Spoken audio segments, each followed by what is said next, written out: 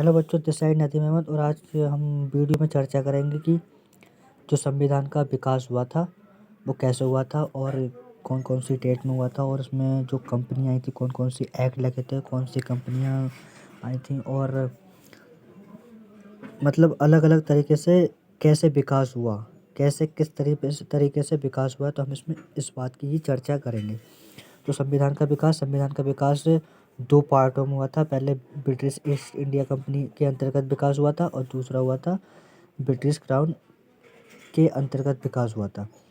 इसका British east India company के अंतर्गत विकास हुआ था वो 1600 लेकर 1858 में हुआ था, पर उसके बाद इसका कार्यकाल खत्म हो गया था। पर ब्रिटिश क्राउन के अंतर्गत विकास हुआ था वो 1858, मतलब 1600 से लेकर 1858। फिर उसके बाद दूसरी स्टेप स्टार्ट हो जाती है ब्रिटिश क्राउन के अंतर्गत विकास की।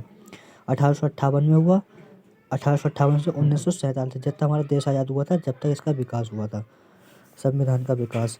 तो ब्रिटिश ईस्ट इंडिया कंपनी 1600 का चार्टर एक्ट, पहला चार्टर एक्ट आया था 1600 का चार्टर एक्ट। इसमें जानते भी इसको 1600 का चार्टर एक्ट के नाम से ही जाना जाता है क्योंकि 1600 में ही आया था।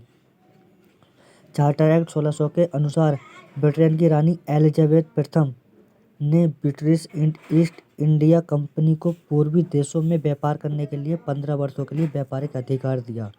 जो महारानी एलिजाबेथ थी उन्होंने ब्रिटिश ईस्ट इंडिया कंपनी को, जो भारत के पूर्वी देश थे, उनको 15 वर्षों के लिए व्यापार करने का अधिकार दिया। उसको व्यापारिक अधिकारी कहते हैं।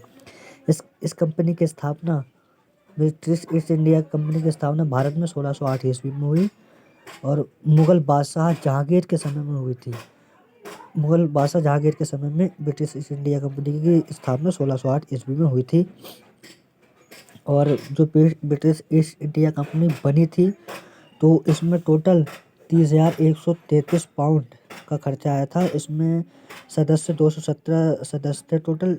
जब कंपनी बनी थी तो इसमें 30,133 का मतलब जो बनाने में जो खर्च आया था वो 30,133 पाउंड का था। इसमें 217 सदस्य थे और इसमें मतलब शासन, जो गवर्नर थे, उप गवर्नर थे और 24 अन्य सदस्य थे। जो शासन था इसमें गवर्नर थे, उप गवर्नर थे और 24 अन्य सदस्य थे।